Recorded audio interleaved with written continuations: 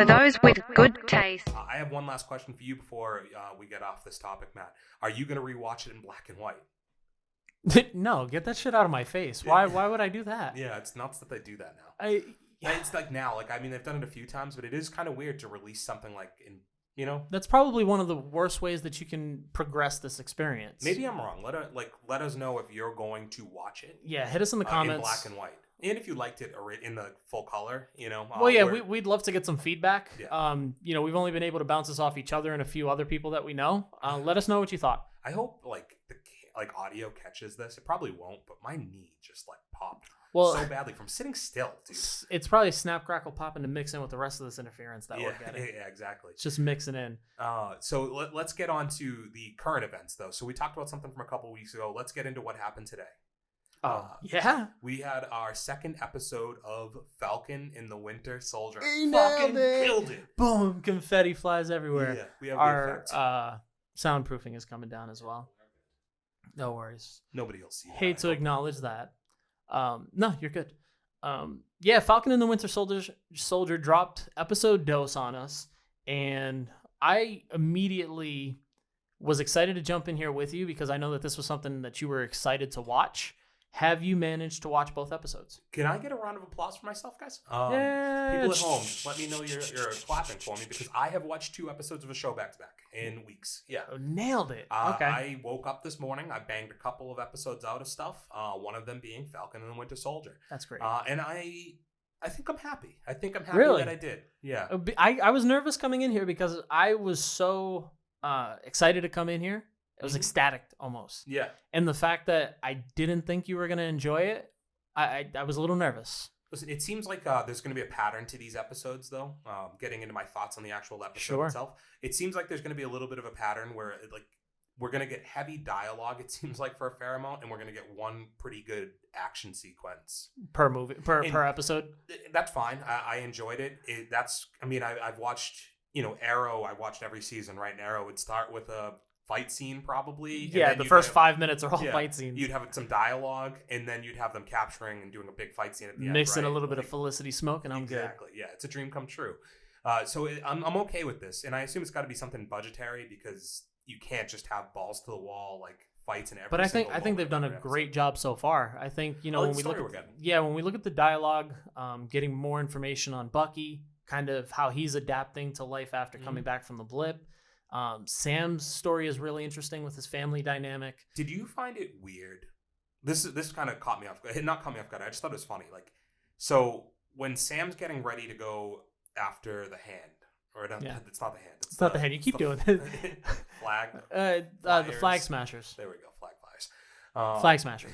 You're good. Yeah, I know the flag flyers. They're when he's going to go after them, and all of a sudden, Bucky's just there. Yeah. Bucky just shows up. I was wondering, I think we talked about this on the last episode when we talked about it. It was the dark tapes. No, wait, did that? Yeah, that was in the dark tapes. We didn't even get to release information on episode 1. One of the things we kind of talked about in the first one there was is there going to be how are they going to build this relationship with him and Bucky? Because they're on different parts of the world in the first episode. Yeah, but the therapist does make a note that he hadn't returned any of Sam's texts or phone calls. Okay. So there has been some type of trying communication between them. It's really odd that he just walked into frame. He's just on a base. I was does he even have clearance? Bro, they're free agents, sir, when you have a vibranium arm, you get clearance anywhere. He just flashes that thing around. I'm the White Wolf. Yeah. Just let me in. No, they called him, was it White Panther? No, so that was Sam's joke in episode 2. He's spent a little bit of time in Wakanda, and now you're the White Panther? Yeah. And he hits him with, no, I was the White Wolf. It's oh, okay. Excuse me, badass. And then they also, what did the kid call him? He called him Black Falcon. Yeah. Oh, he goes, wait, so am I the Black Falcon because I'm black? And he's like, well, I mean, yeah. And he's like, so are you the black kid? Oh, I got him, didn't I? I love the dynamic so far. And I think episode 1 did a great job of just kind of us understanding where these characters are after it's all been kind of falling into place in the scope of everything. We understand. I mean, you asked a great question in the lost tapes for those with good taste. Check out our YouTube.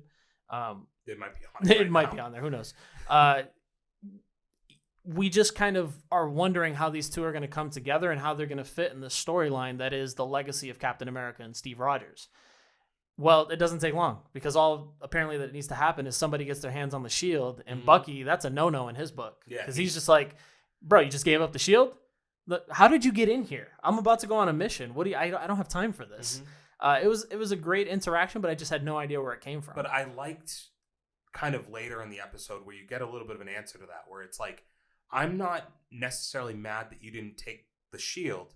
I'm mad that Steve thought you were good enough to take the shield. And you didn't do it because that means that like he was wrong about you, and he's probably wrong about me. Yeah, it was deep, man. Yeah, it was extremely deep.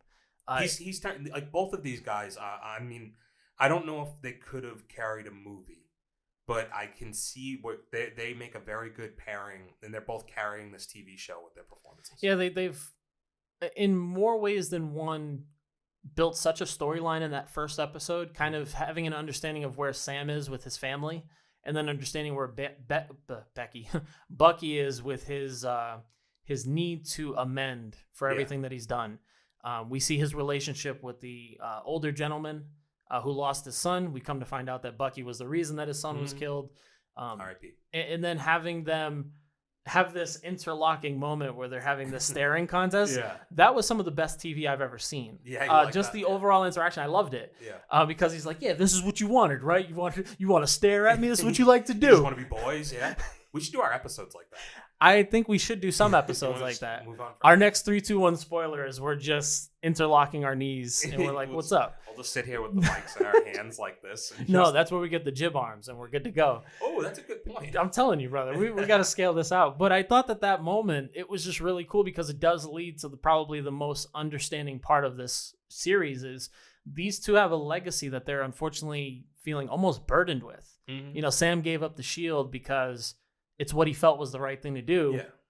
Bucky says that they need to take the shield because standing up for Steve and being his legacy is what they think is the right thing. It's just a great perspective from both guys, and I'm curious to see where it's going to go from here. So as far as legacy is concerned, I mean, obviously we get we get more on the new Cap in this. What did you think of his introduction in the first episode? I was shocked. I didn't expect him to just give you that immediately, but it sets the tone. Like I think it's a really good starting point for the show, especially when we're only getting 6 episodes.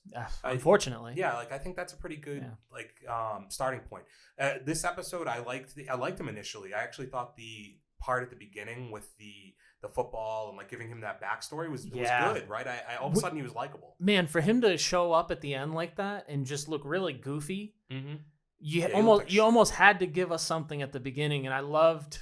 The introduction of who this guy is, John Walker, I think is his name. And you just meet him without like the Cap stuff on now. Yeah. Like, you get him as just the person. Yeah, you get to see. Which you don't really get a ton of that with Steve initially. No. Like, you know, like it's like he is Cap. I mean, Steve's only version of himself is Small Steve. You know, taking a beating in the streets of Brooklyn. Yeah. You know, so to be able to see this guy who I don't know if that's made me like him, but it definitely helped me understand why he was chosen. And I think that was kind of important. You really had to make us understand why you were giving the shield to this person. So I liked it a little at the beginning. To your point, I think as the episode progresses, you see. I don't like him. You see, you know, he's a little arrogant. He almost wants to make it. Does it feel like he's like I'm the Avengers now? Does that what it feels? Oh, like dude, he thinks he's Nick Fury. Yeah, I think I was surprised he didn't have a patch over his eye. What I thought was really interesting though was the scene in the car. Right when you find out that his friend and his name's escaped me, but it's Battlestar, right? Lamar. Lamar, thank you. When he tells his name, and I don't read the comics, so forgive me for anybody out there who already knows this, but I had to go and like Google. I'm like, you won't hit us in the comments. Yeah, like I was like, I know this must be important, so I go and Google it, and I'm like, oh shit, and then it makes me think. I'm like, well, this is really interesting that they're almost giving you like a mirror effect, where it's like this is. You know, Falcon, Winter Soldier are kind of looking at what they could have been in a way, right? Yeah. Or what they're going to be. What their options are at this point. Yeah, because the whole episode was a real mirroring effect in that way. Yeah, he basically made it seem like we're moving on. Like at this point, the same way that Zack Snyder needs to move on, we're taking the Avengers or SWORD or whatever we're going to call this new initiative. We're taking it. We're spearheading it. It's me and this guy, me and my buddy. You can hop on. You can hop on. We'd like to have you. Yeah, we need you. Fall in line, but you're going to be part, like what you're wearing right now, that's all government property. Yeah. We own that. We're kind of the government. Mm-hmm. It already made me not like him. And knowing Bucky the way that I do, you know, we're homies. I just can't see Bucky even remotely being okay with this guy being Cap. So you kind of got us to the end of the episode there, right? And the big thing that comes after that, so we go to prison, we go to jail. I don't want to spend a ton of time on this, but did you think that scene was interesting, the police officer scene? Yeah, that dynamic was a little bit weird. Well, it seems like they're making a few social commentaries in these episodes, right? The first episode with the trying to get a loan, and how much trouble she's had to get the loan, and then also in this episode with like you stop because of Sam. But then it's Bucky who has a warrant. Like that was just a weird, like what was really happening there that other than the obvious that they're going after, I think. It was a soft way to transition into the much needed face to face that they needed, that they had to have. But to use that as an instrument, I don't think it was okay.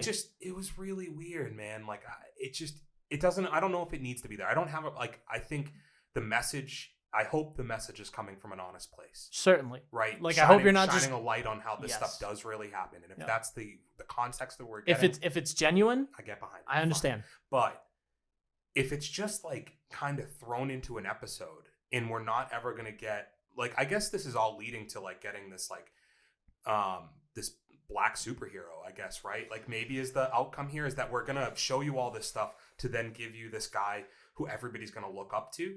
But and again, like if that's the point, then fine. But if we're not going to get but if that is the point, I don't know if that's fine because we've established so much credibility for Sam at this point, right? He was chosen by Cap. Was a superhero. He's got the credentials. You know what I mean? And people aren't recognizing him on the street, and they're treating him different. Like it just seemed a little like stuck in there. I do think, to your point, they are trying to hit on some major marks socially here. I think it's ill-guided. Mm-hmm. I don't think it's a good attempt, and I do think that you need to be careful. You got to tiptoe because you're getting into a place where are you doing it just to put it there, as you said, or are you doing it because it's ultimately going to build to something? But if you're looking at it, what does it build to? And listen, maybe I'm the only one who's seeing it. I guess I haven't seen a ton of commentary on it, and like maybe I'm just fucking dead wrong about it. It just seemed a little weird.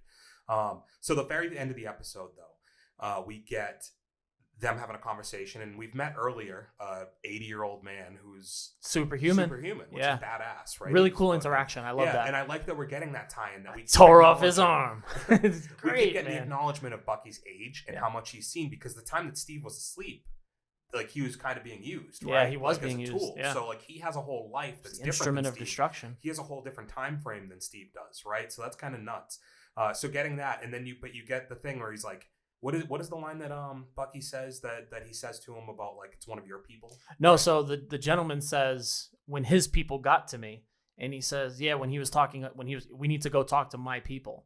And Sam's like, oh no, he didn't mean anything by it. And again, that's a little bit of a social cue there. Yeah. But he's like, no, when he's talking about my people, he means Hydra.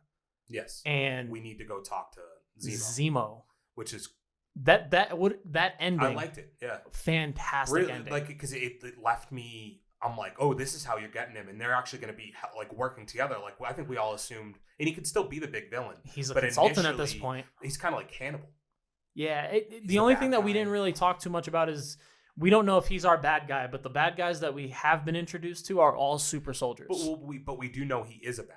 Right? Well, we know he's a bad guy. That's why I say the Hannibal thing, because it's like Hannibal's a bad guy behind bars, right? Yeah. But he has to be used as an instrument of the law. It's like, are we going to get that? Where he knows so much because he did so much? We have to consult this man to find out how these other 8 super soldiers came to be and what their ultimate plan is to get rid of every other social structure in the world. Gets really interesting. Should be good.